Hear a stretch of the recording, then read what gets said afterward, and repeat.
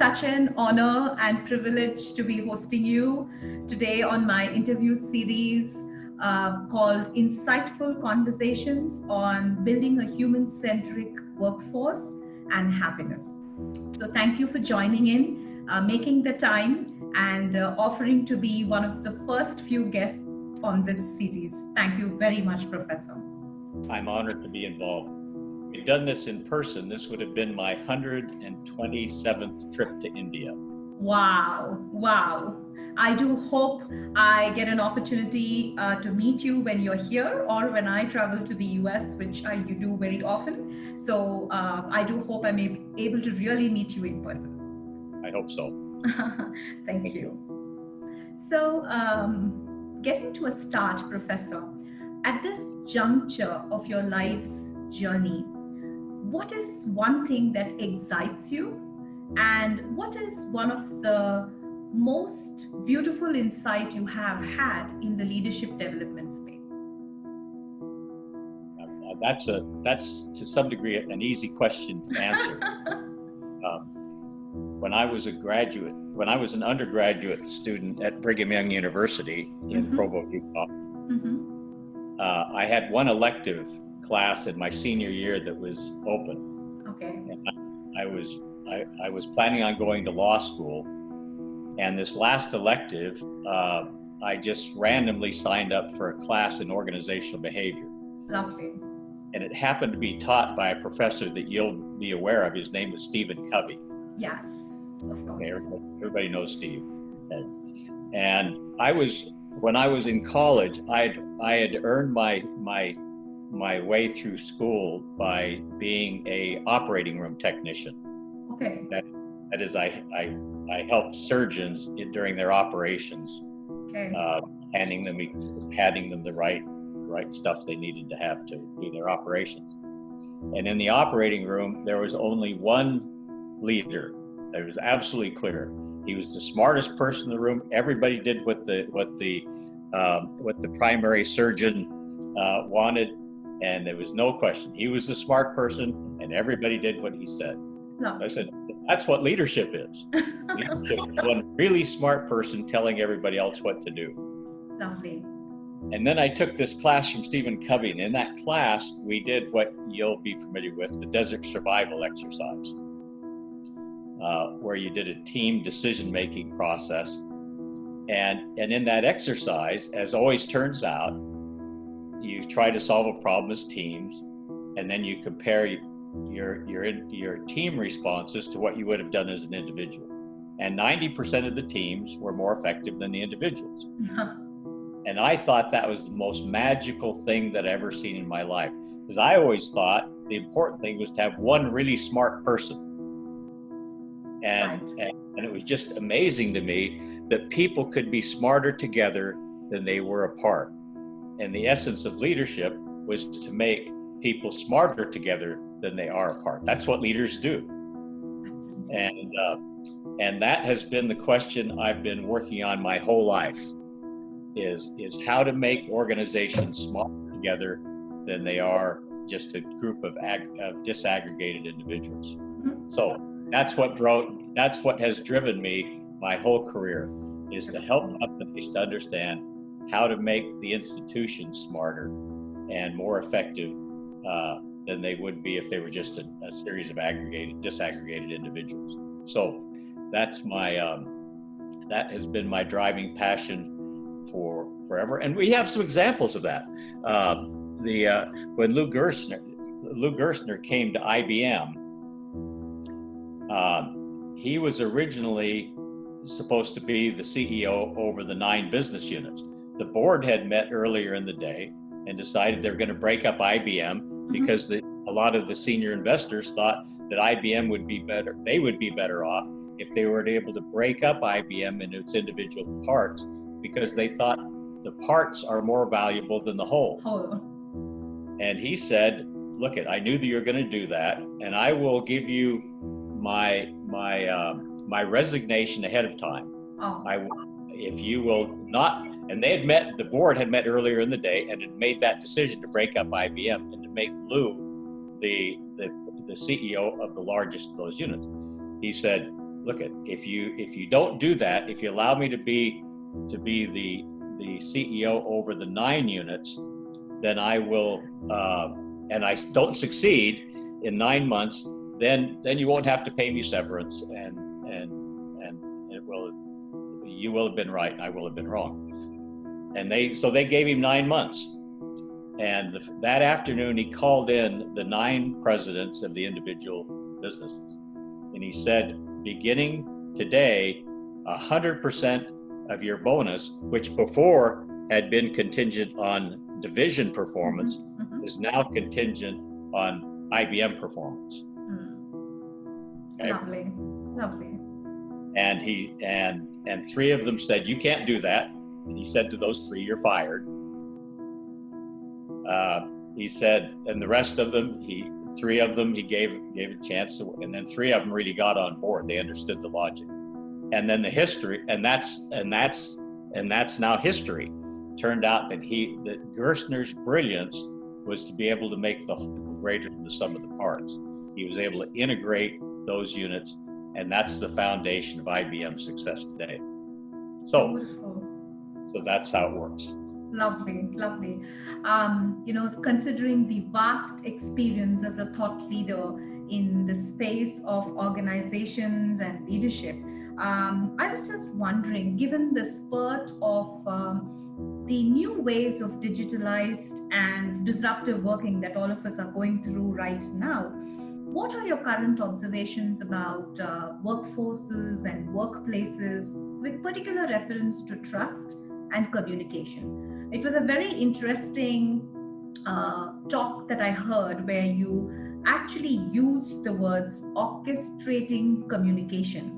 And I was wanting to know, what should be the role of leaders in ensuring that communication is consistently orchestrated and is authentic? Well, let me respond by, are we okay? Can you see me okay? My screen's frozen. Yes. Can you hear me okay? I can hear you, but now, yes, it's got back. Yes. Let me kind of divide that into 2 questions, then I'll integrate the 2. The COVID-19 situation has created a very interesting dynamic. One, it's been a tragedy throughout the world. Sure. A tragedy for many, many. One of my closest friends passed away 2 months ago from the COVID-19.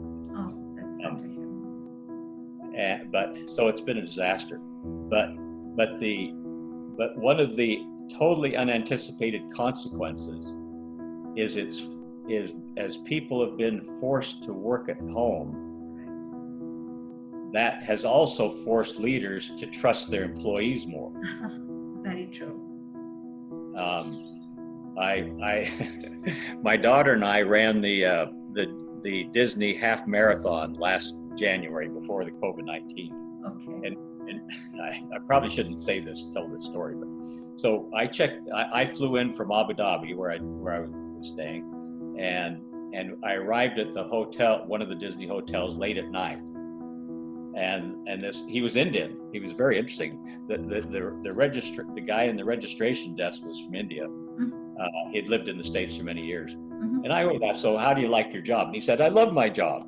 Mm-hmm. And we were the only people in the whole lobby. And I said, why do you love your job? Especially since you're working the midnight shift. He said, I love my job, especially in the midnight shift, because I don't have a boss. I get my work done, nobody's looking over my shoulder, and I can just work very effectively, get my job done, and perform at a high level.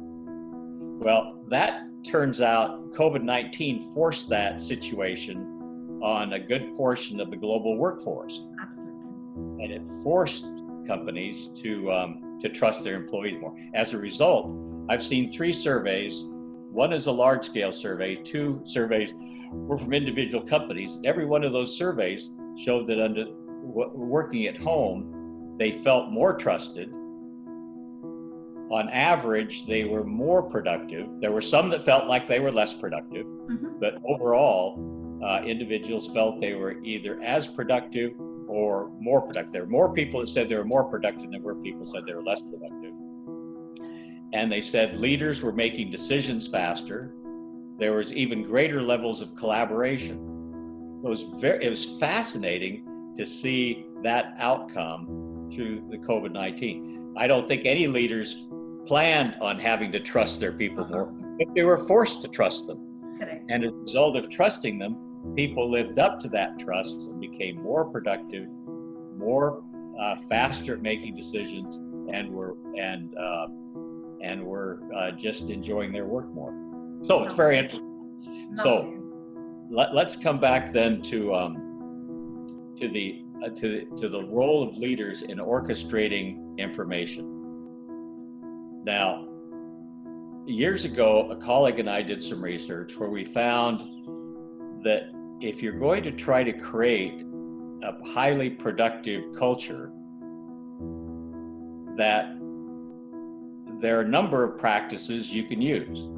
You can use organization structure. You can use process design. You can use the physical setting. You can do measurement rewards. All can help to create a powerful performance-oriented culture. But number two, and almost everybody gets it wrong. When I ask classes at the University of Michigan, what's number one? Almost everyone will say leadership. Well, it turns out that's number two.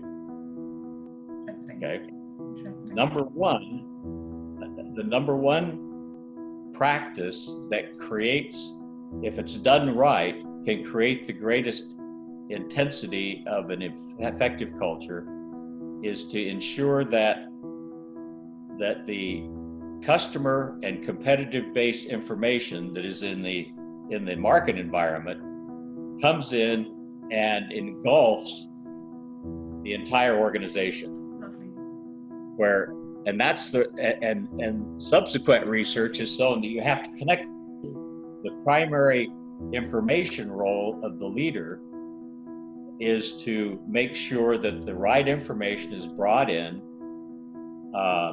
is communicated throughout the organization, is correctly analyzed, is prioritized, is shared, and finally is then utilized in decision making. And that's what effective leaders do. If they want to create a powerful performance-oriented culture, they have to manage the flow of that information throughout the organization. Now, of course, the paradox is that requires that leadership then be decentralized. It's not just the leader that's doing it, but that whole logic of importing information and prioritizing it, analyzing it, debating it, sharing it, and then utilizing it, that logic needs to be pushed down through the entire organization and made it happen. I've conducted a lot of research on that in the last 5 or 6 years, and I've come up and it's fascinating to see that the high performing companies do that and the lower performing companies don't do it.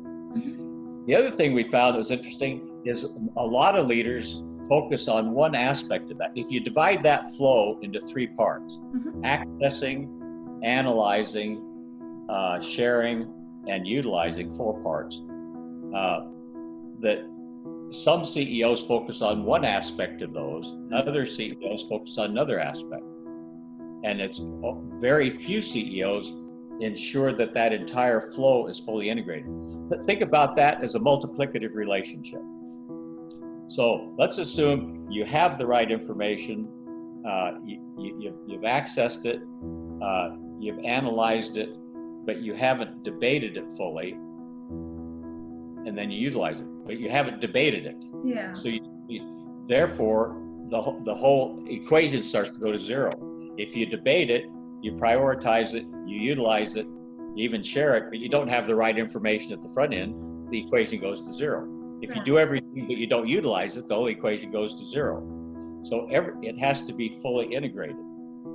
And there are very few companies that we found where the senior leaders pay attention to each phase of that flow.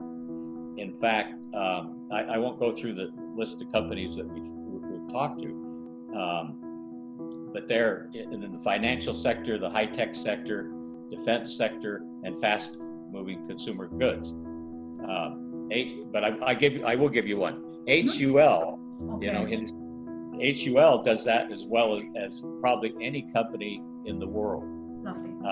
And they have set to some degree the model. And Lena, the head of HR for HUL, not HUL now in Unilever's headquarters, but she came up obviously out of India, and she took with her that basic understanding of the relationship between information flow and culture, and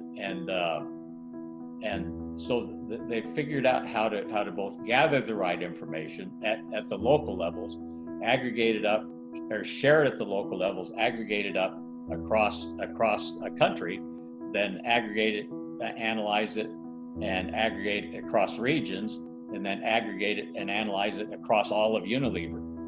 And that they've created that information machine that just keeps pumping out information and insights and actions that enable them to tighten their learning loops and create information as a fundamental competitive advantage. And that, now notice, Lena didn't come out of operations. She's an HR person. Right. But she helps to frame the leadership agenda relative to information. Now, let me give you another example. In one of the leading banks in the world, we visited with them. In fact, well, I won't say it's let's call it just one of the world's leading banks. Okay. Visited one of their most senior executives here been about a year ago, and now he's a senior executive. When he was a junior analyst, he'd made a brilliant decision. He had accessed some information that was unique. He had analyzed it in a unique way, and then he had made some decisions that made this bank a whole bunch of money. Okay. And so he was called at that time, a supervisor could give what they called a spot bonus to somebody who did something really brilliant. Wow. So he was brought in when his boss became aware of this. His boss called him in and gave him a really substantial bonus, which at that time was $10,000. Okay. So he was given kind of a nice bonus. And then as this man started to get up and walk out, his boss said, "By the way, who did you share this insight with?" He said, "Well, I didn't share it with anybody." He said, "Come and sit back down. Can I see the bonus check I just gave you?" And he got the check and he tore it up in front of his eyes. And he said, "You have to understand something. I hope you never forget it for the rest of your career. Your job is not to be really smart. Your job is to make my bank smart.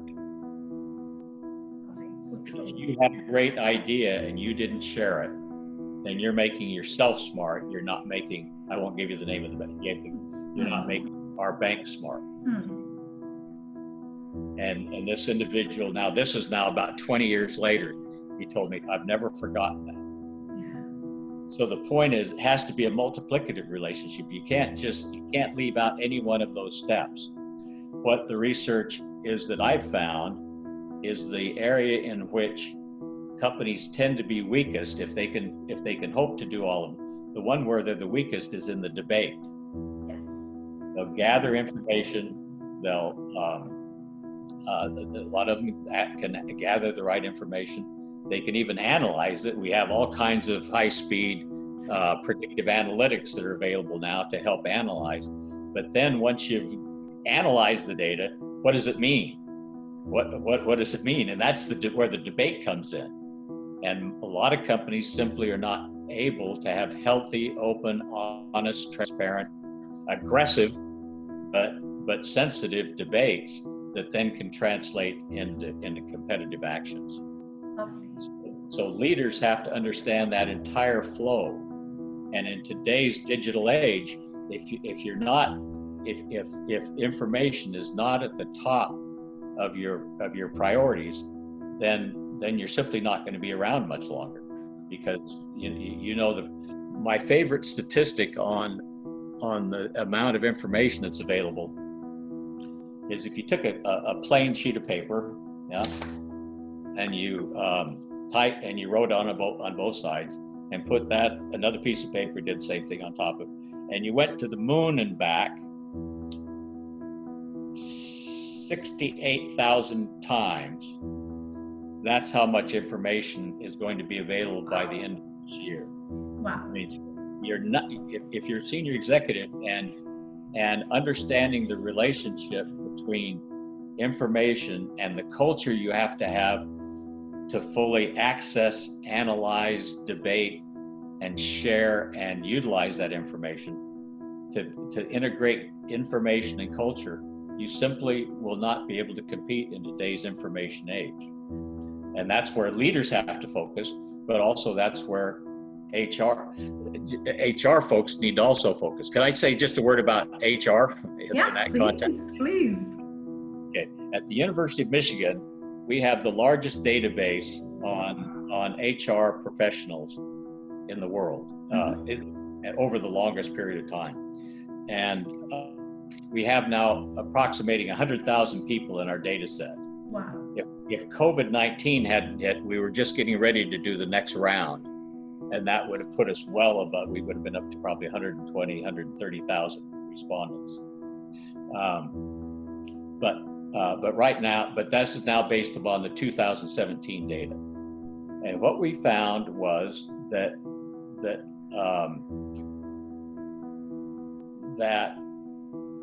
this agenda relative to orchestrating the flow of communications, orchestrating the flow of information, is what HR professionals do worst.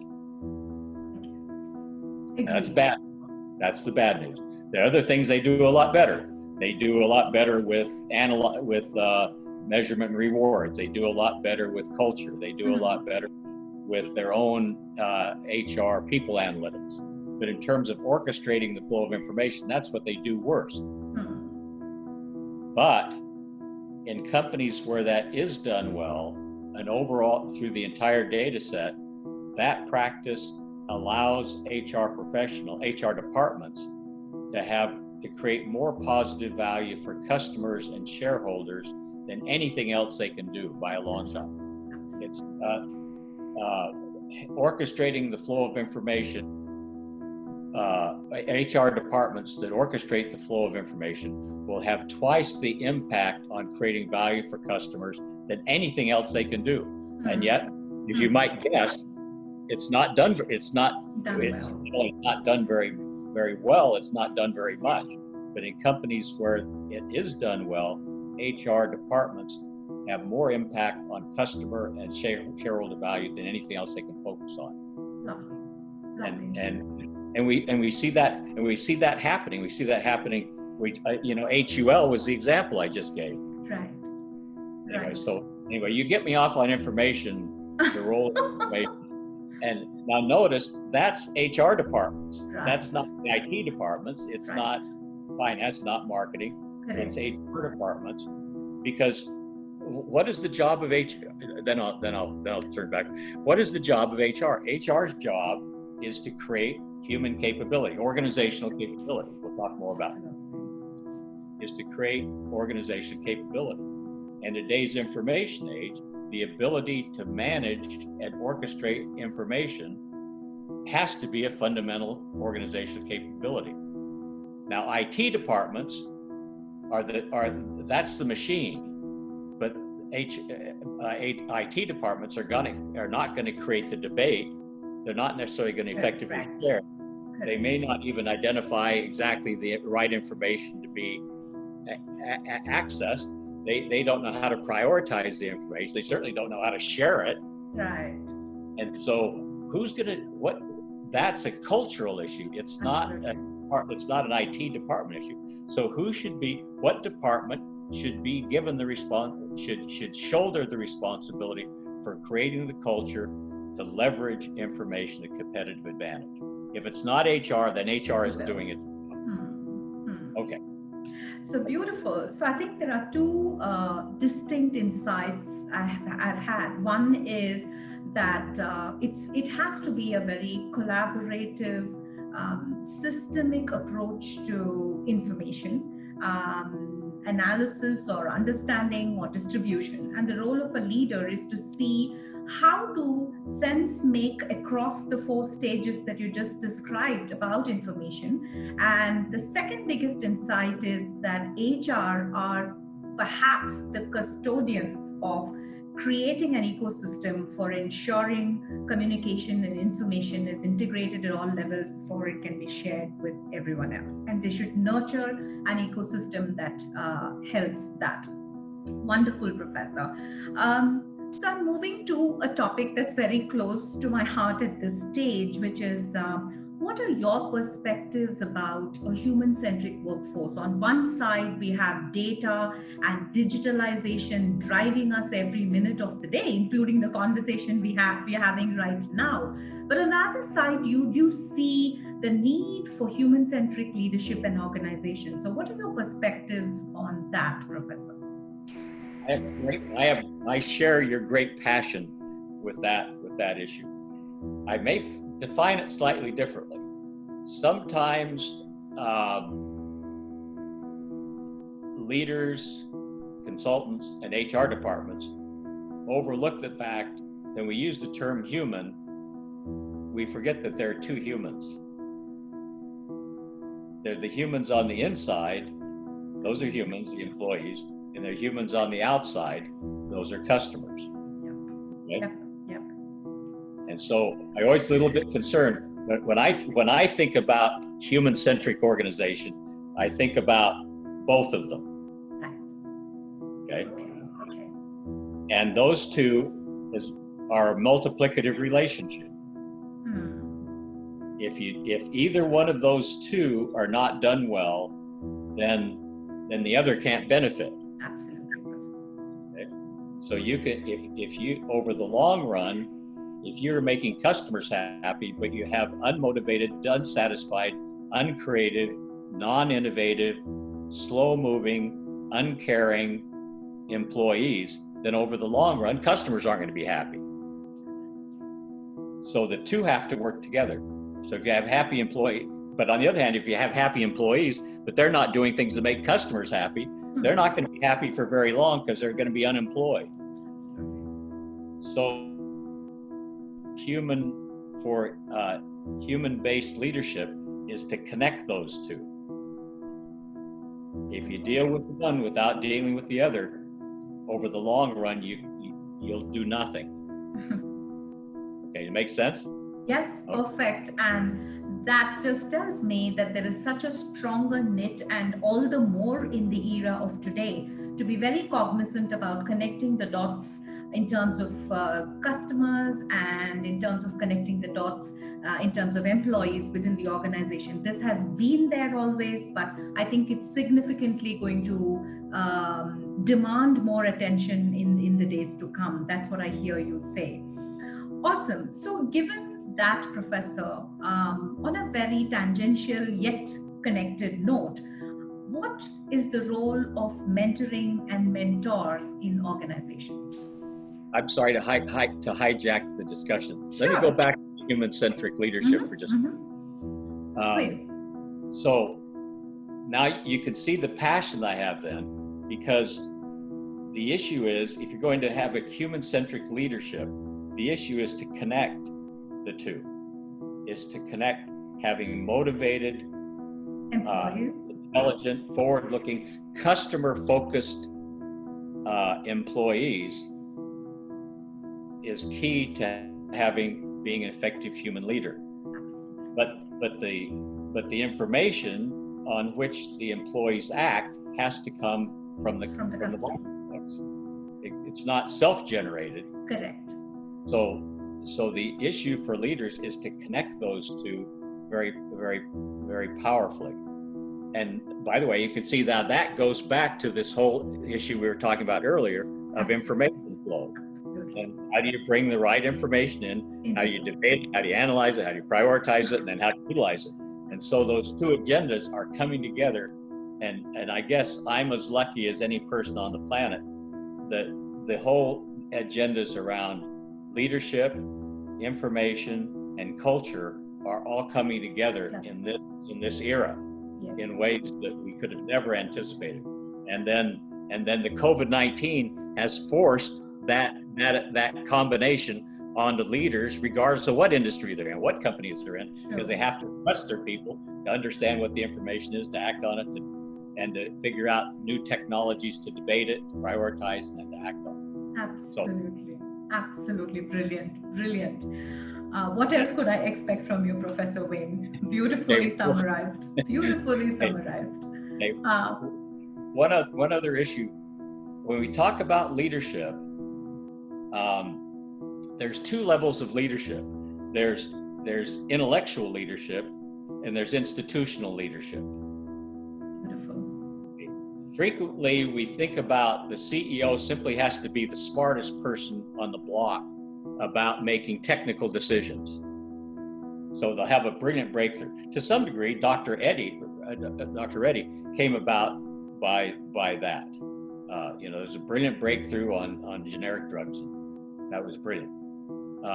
But the brilliant, long-term, effective leader tends not to be a technical leader, tends to be an institutional leader. Think about Steve Jobs.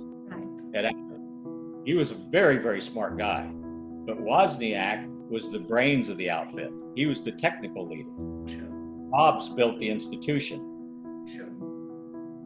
Bill Gates, he was an institution builder. He was a very, very smart technical guy, but his brilliance was in building Microsoft as an institution.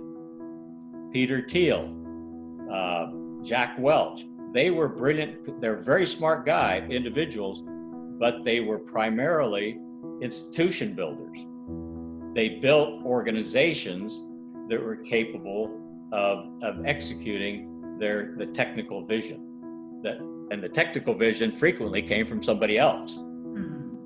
And so the core issue for leadership, again, is how to make the institutional whole greater than the sum of the parts. I learned from Stephen Covey more years ago than I'm going to tell you in this webinar. I will connect separately on that for sure. Awesome. Is that then connects HR should be the best friend of senior leaders because who should be responsible for developing organization capability? Absolutely. Not just the technical capabilities, but the organizational infrastructure to make the technical vision happen. It should be HR.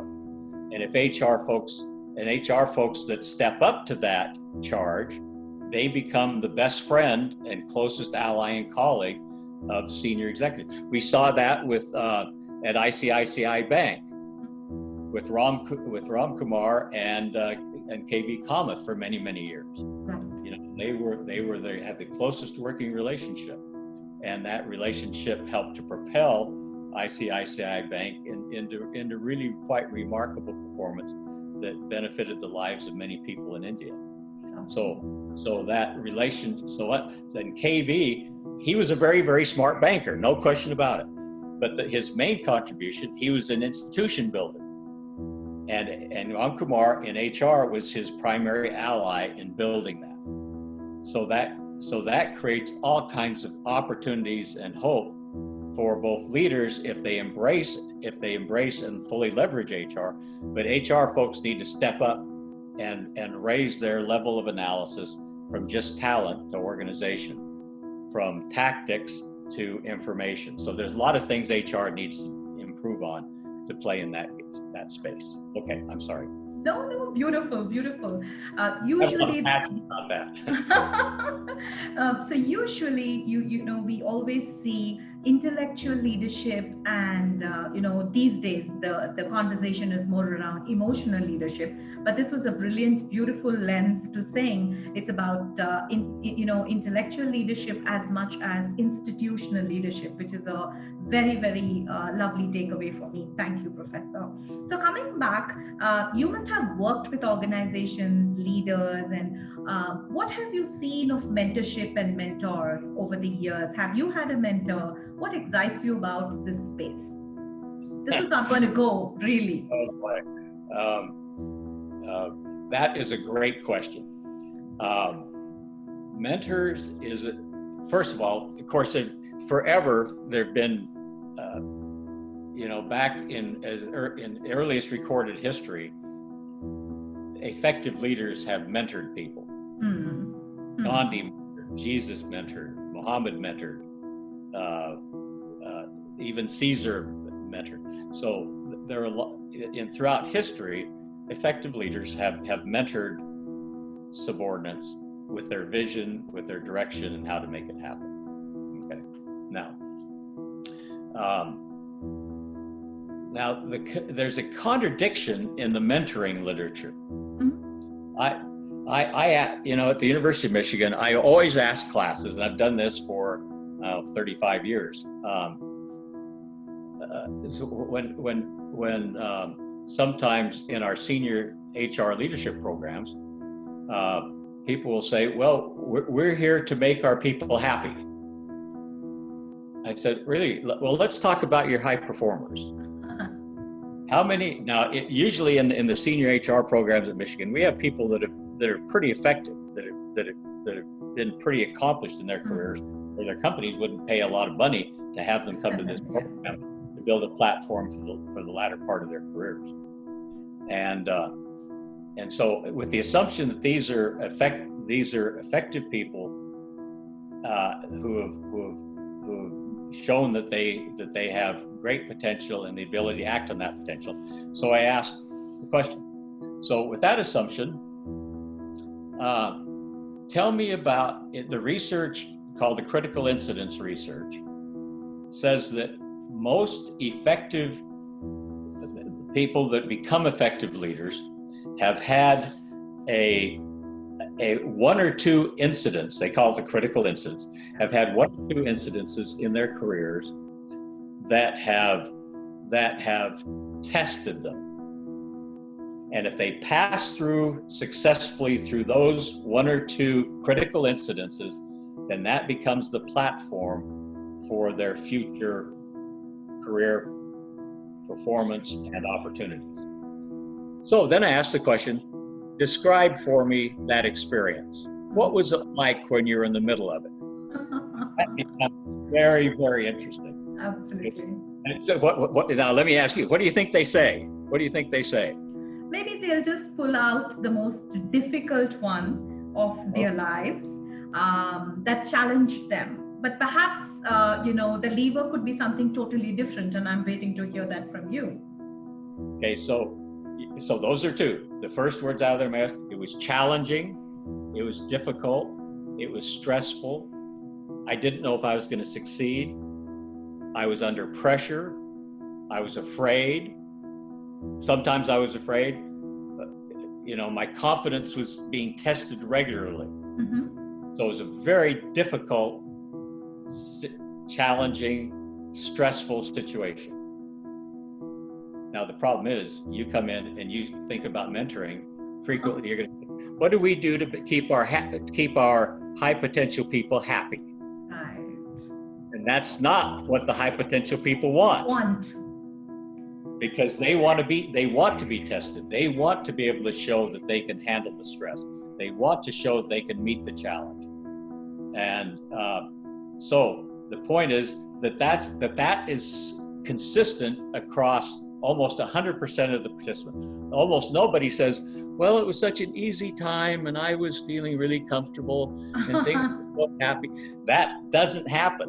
When you talk about the critical incident that is the foundation of high potential careers, it's difficult. Okay, now, then having said that, the next question is, how many of you had a mentor?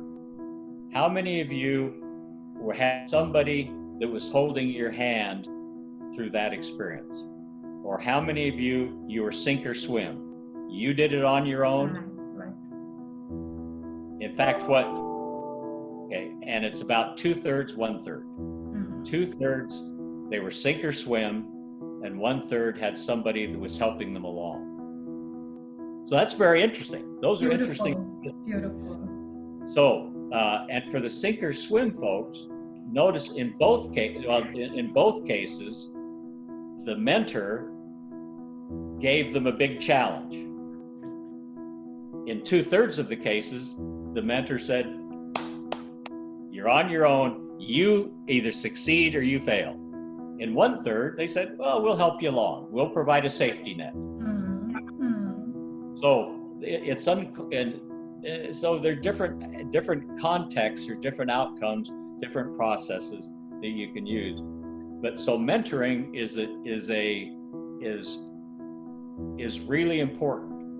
But at least the companies that I work in, I recently spent quite a bit of time with one pretty important company in the world, and in that company, it was very funny. We had a big meeting where they said we need to have a career management program. So I put together my thoughts, but and this is in front of the senior leadership team. So I said, I'm willing to do this, but I'm a little bit suspicious. I'm not very enthusiastic about what I'm going to say next. But I looked around each one of them. Now, these are the most successful people in this company.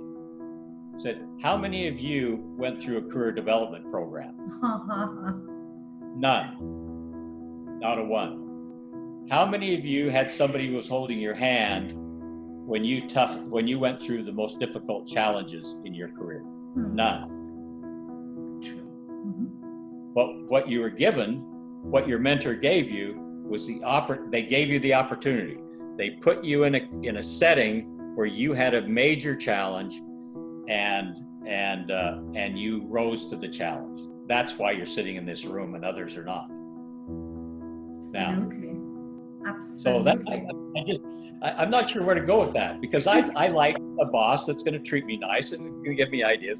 But on the other hand, that's not that's not my experience. My experience is I was given early in my career some very, very difficult situations. And I was up I remember being up all night, being stressed, take it out. My wife was frustrated with me because I was gone. And even if I came home, I was kind of on edge all the time. And yet you pass through those and you realize when you're coming out of it, wow, I'm a different person now than I was, a year ago. Beautiful.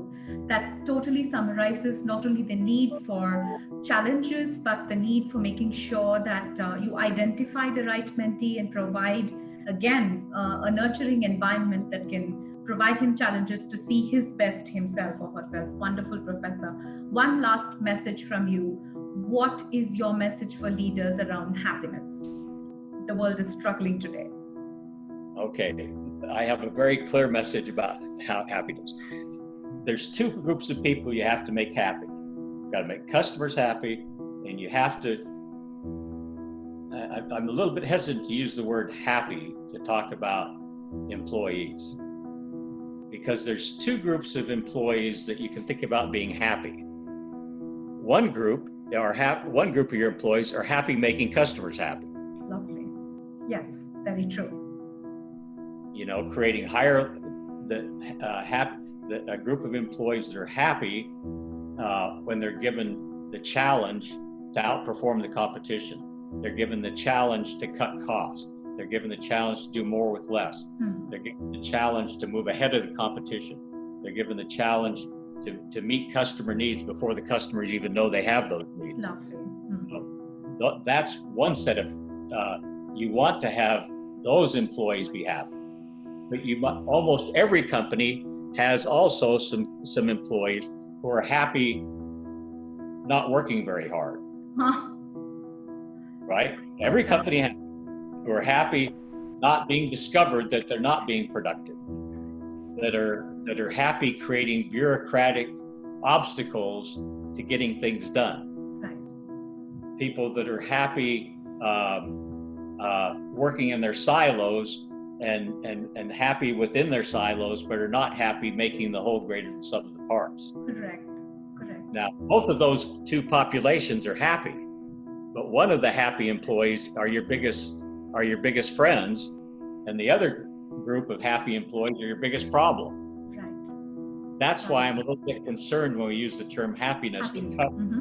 Both groups are happy, and the job of leaders is to amplify the high-performing happy people and to identify and either change or eliminate the people that are happy doing things that are not in the best interest of the The organization. organization. Yeah, absolutely, absolutely. So, thank you for that. I think it was the most delightful and engaging conversation I've had in a while.